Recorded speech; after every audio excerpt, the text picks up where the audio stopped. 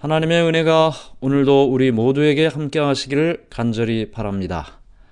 오늘 우리는 하나님의 말씀 계속해서 예수님의 생애를 시대의 소망을 통하여 함께 연구하고 있습니다. 지난 시간 우리는 예수님께서 요단강에서 침례 요한을 통하여 침례를 받는 모습을 함께 보았습니다. 이제 30세가 되신 예수님께서 평범한 인간의 삶을 뒤로하고 온 인류를 위한 공생애를 시작하십니다. 인류를 위한 구주로서의 삶을 시작하는 것이죠.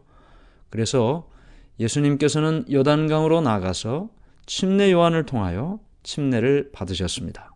죄도 없으신 예수님께서 왜 죄를 씻는 의식인 침례를 받으셨을까?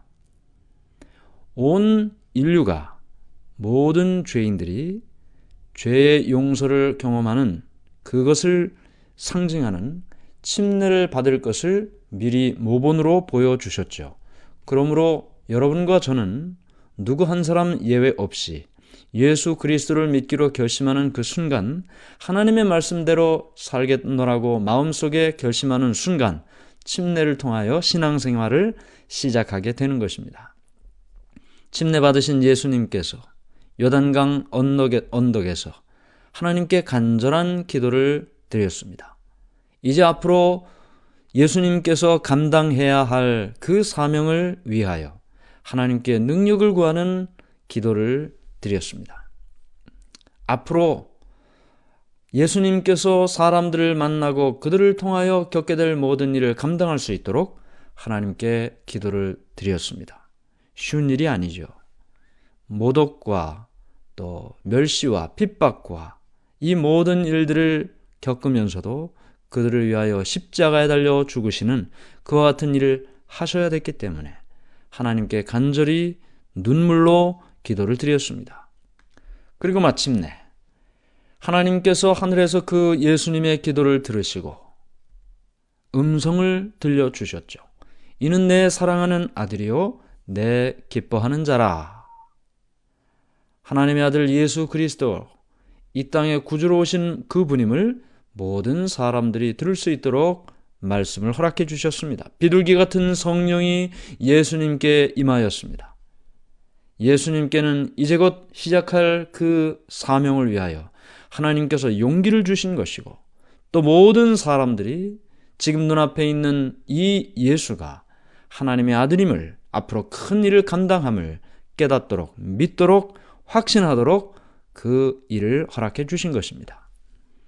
이제는 예수님께서 이와 같은 일을 통해서 그의 공생애를 시작하셨는데, 이는 내 사랑하는 아들이요 내 기뻐하는 자라는 이 음성이 예수님뿐만 아니라 여러분과 저에게도 하나님께서 주시는 음성이라고 했습니다. 이는 내 사랑하는 아들이요 내 기뻐하는 자라.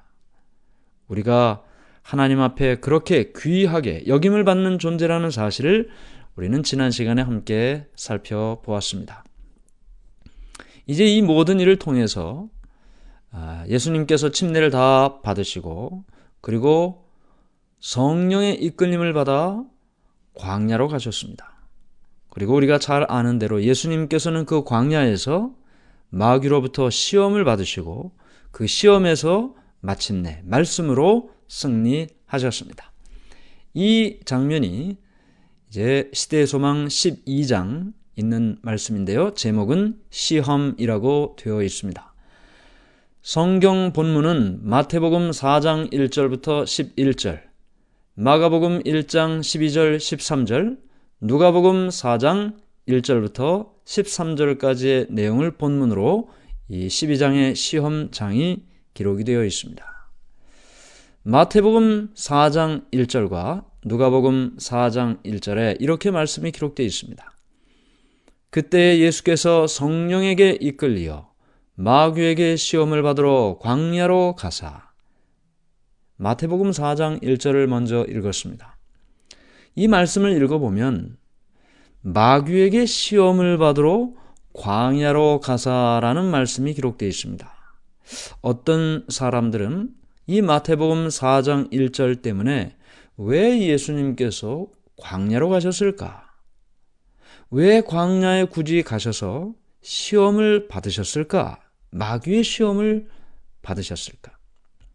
그런데 마침 우리가 읽은 이 마태복음 4장 1절의 뒷부분의 말씀에 보면 마귀에게 시험을 받으러 광야로 가사 이렇게 기록이 되어 있어요. 그래서 사람들은 예수님께서 광야로 가신 그 이유를 오해하기가 쉬운 것입니다. 뭐하러 예수님께서 마귀가 있는 그 광야로 가셔서 시험을 받으셨을까? 가지 않으셨으면 시험 받지 않으셨을 텐데. 이런 오해를 하기가 쉽다는 거죠. 그런데 누가복음 4장 1절의 말씀을 보면 이 이유를 보다 더 명확하게 우리가 알 수가 있습니다. 누가복음 4장 1절 예수께서 성령의 충만함을 입어 요단강에서 돌아오사 광야에서 40일 동안 성령에게 이끌리시며 예수님께서 광야에 가신 것은 마귀에게 시험받으러 가신 것이 결코 아니었습니다. 누가복음 4장 1절에 우리가 읽은 말씀처럼 예수께서는 요단강에서 침례를 받으시고요. 요단강에서 침례 받으실 때 하늘에서 비둘기처럼 성령이 그에게 임하였습니다. 성령의 충만함을 입은 예수님께서 성령에 이끌려 광야에 가신 것입니다. 성령에 이끌려 광야에 가신 이유가 무엇일까요? 우리가 이미 지난 시간에 배운 것처럼 예수님께서는 이제 인류를 구원할 사명을 가지고 새로운 삶을 시작하는 것입니다. 죄인을 구원하기 위하여 어린 양처럼 희생 제물이 되어야 하는 것입니다. 사람들로부터 모욕과 핍박을 감당해야만 되는 것입니다. 아무도 그의 사명을 이해해 주지 못할 때 홀로 외롭게 그 길을 가야만 했었던 것입니다. 그러므로 우리는 예수님께서 이와 같은 사명을 감당하기 위하여 준비하기 위하여 광야로 가셨다는 사실을 기억할 필요가 있습니다. 그 사명을 준비하기 위하여 예수님께서는 광야로 가셔서 기도하고 말씀을 보고 그리고 하나님과 개인적으로 밀접하게 연결된 시간을 보내기를 원하셨던 것입니다. 성령의 충만함을 입고 요단강에서 성령의 충만함을 입고 그리고 성령의 이끌리심을 받아 광야로 가신 것입니다. 우리가 아는 것처럼 광야는 아주 척박한 곳입니다. 모래 사막은 아니지만 그러나 어떤 생명체도 살기가 어려운 곳이죠. 바람이 불고 낮에는 햇빛이 내리쬐서 너무 뜨겁고 밤에는 아주 차가운 기온으로 추위에 떨어야 하는 그러한 곳이었습니다. 물론 마실 물도 먹을 것도 없는 황량한 곳이죠. 성경에 보면 이 광야에서 하나님과의 개인적인 관계 가운데 있었던 여러 사람들을 우리가 알고 있습니다. 우리가 얼마 전에 배운 침례 요한이 이 광야에서 하나님과 개인적인 관계를 맺고 살았습니다. 모세가 미디안 광야에서 양을 치며 40년 동안 천년계를 통해 말씀을 통해 하나님과의 관계를 맺고 살았습니다. 바울도 예수 그리스도를 만난 이후에 아라비아 광야에서 역시 하나님과의 개인적인 관계를 말씀과 기도로 살았습니다. 예수님께서 광야에 가신 것은 마귀의 시험을 받기 위하여 간 것이 아니고 성령의 인도함을 따라 말씀과 금식하며 기도로 준비하면서 하나님과의 관계 속에서 자신의 사명을 위하여 더 큰 준비를 하기 위하여 간 것입니다. 그러던 차에 마귀가 예수님께와 시험을 하게 됐던 것이죠. 마귀는 우리를 시험하기 위하여 호시탐탐 노리고 있습니다. 예수님은 결코 시험받기 위하여 스스로를 노출시킨 것이 아닙니다.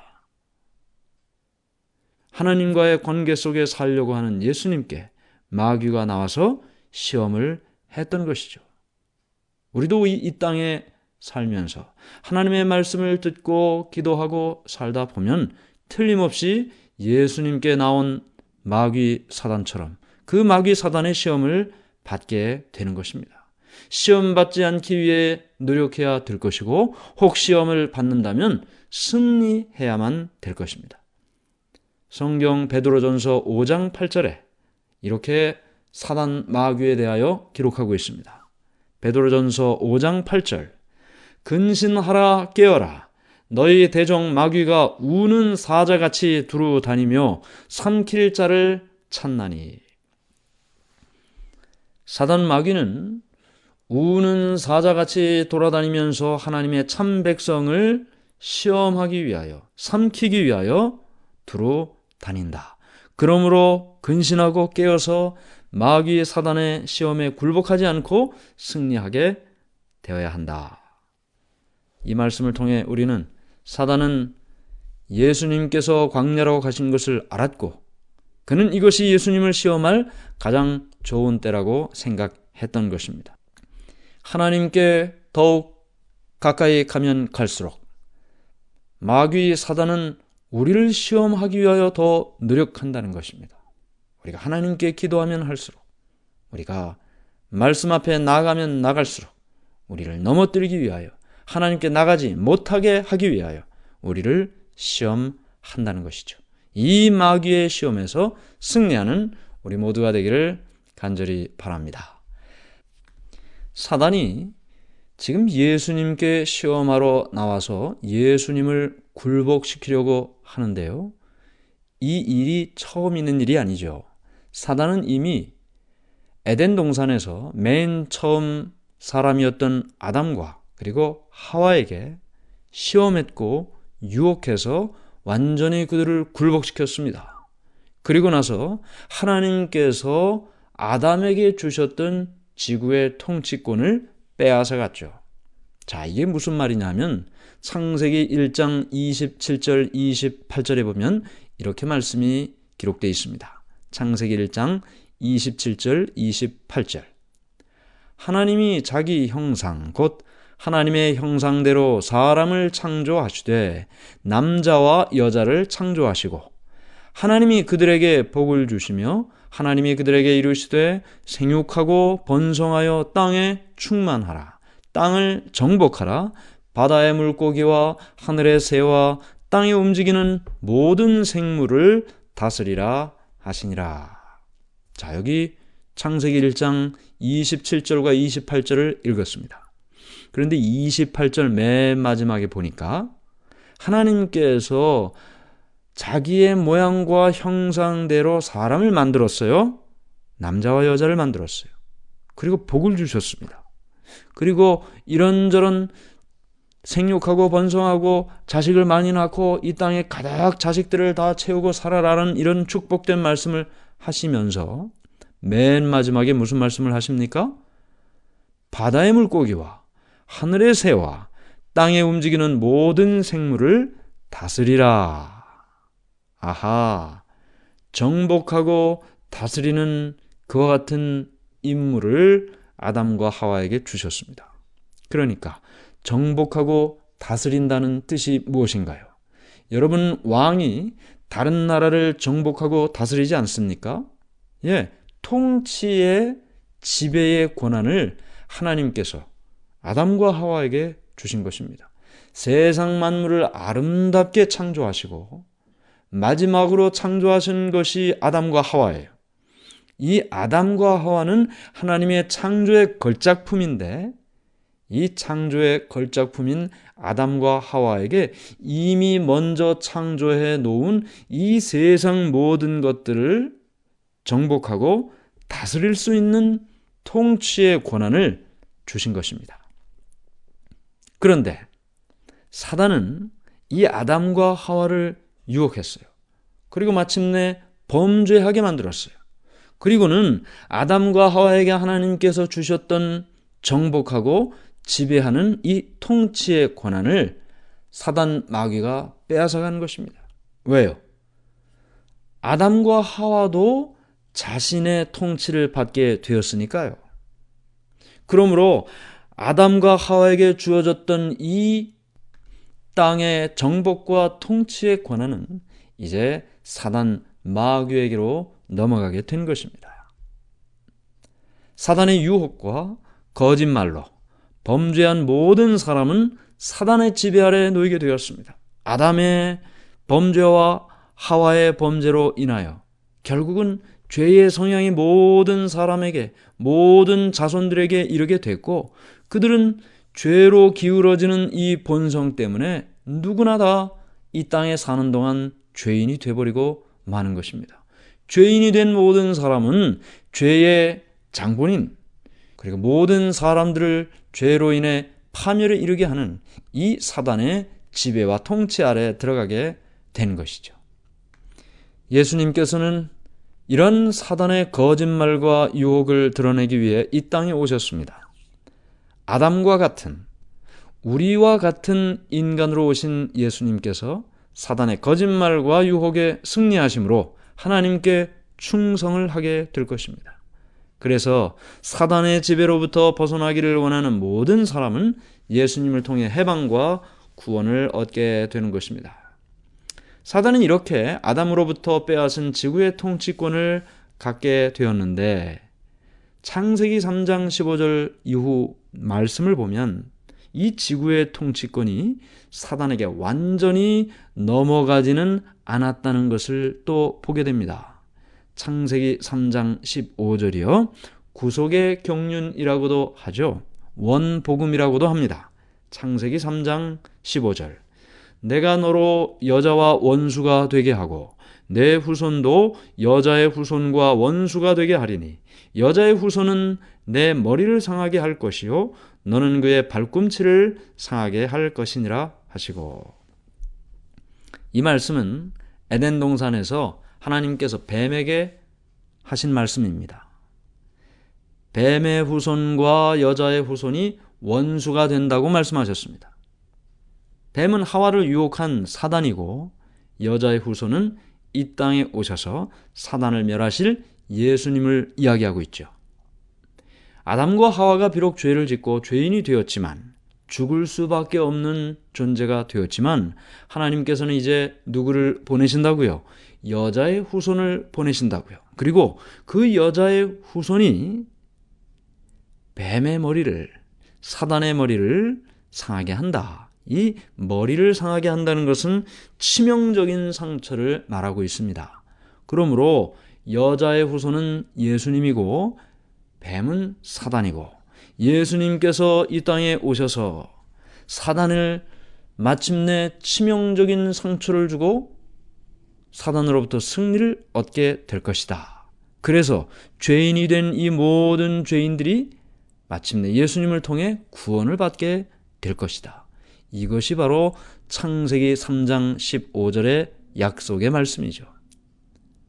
하나님께서 이 말씀을 주셨을 때 맨 처음 죄인이었던 아담과 하와는 절망 속에 있다가 비로소 소망을 갖게 된 것입니다. 아, 내가 죽을 수밖에 없는 죄인이 되었는데, 하나님으로부터 이제는 단절이 되었는데, 하나님의 말씀을 들어보니 내가 다시 하나님과 연결될 수 있겠구나. 여자의 후손이 이 땅에 와서 뱀의 머리를 상하게 한다고 했으니 이제는 그 일을 통해 내가 구원을 받게 되겠구나. 소망을 갖게 된 것입니다. 결국 이 일 이후에, 창세기 3장 15절 이후에 에덴 동산을 떠나게 된 아담과 하와 그리고 그의 자녀들은 에덴 동편 문을 향해서 제단을 쌓고 제물과 함께 하나님께 예배를 드리게 되었습니다. 왜 예배를 드렸을까요? 여자의 후손의 약속을 기억하기 때문입니다. 그것을 믿었기 때문입니다. 그리고 그 여자의 후손을 상징하는 제물을 제단 위에 올려놓고 그 약속을 주신 하나님을 기억하며 에덴 동산을 향하여 제사를 드렸던 것이죠. 이 모든 일이 마침내 범죄로 인하여 지구의 통치권이 잃어버려지기는 했지만 완전히 넘어가지 않았다는 사실을 설명하는 것입니다. 앞으로 언제 이렇게 제물처럼 우리가 믿고 있는 여자의 후손이 나타나서 하나님께서 말씀하신 것처럼 뱀의 머리를 상하게 하고 모든 죄인들을 구원하는 일이 있게 될 것이다. 그래서 마침내 지구의 통치권을 되찾고 마귀를 멸하고 온 인류가 구원을 얻는 일이 있게 될 것이다. 이것이 하나님께서 죄인들을 대상으로 계획하신 구속의 경륜이 되는 것입니다. 오늘 우리는 예수님께서 시험을 받으시는 그 첫 번째 장면을 함께 살펴보았습니다. 아담과 하와에게 시험하고 마침내 굴복하게 했던 그 사단이 예수님을 시험하고 굴복하게 하려고 하는 것입니다. 예수님께서는 말씀으로 승리하시죠. 오늘 우리의 마음속에도 사단이 우리를 시험하려고 유혹할 때 예수님처럼 말씀으로 승리하는 우리 모두가 되기를 간절히 바랍니다. 하늘에 계신 하나님 아버지, 오늘 우리에게 말씀 주시니 감사합니다. 예수님께서 성령의 인도하심을 따라 광야로 가셨습니다. 하나님께 더 기도하기 위하여, 말씀을 더 깊이 묵상하기 위하여 그 광야에서 하나님과 연결된 시간을 보냈습니다.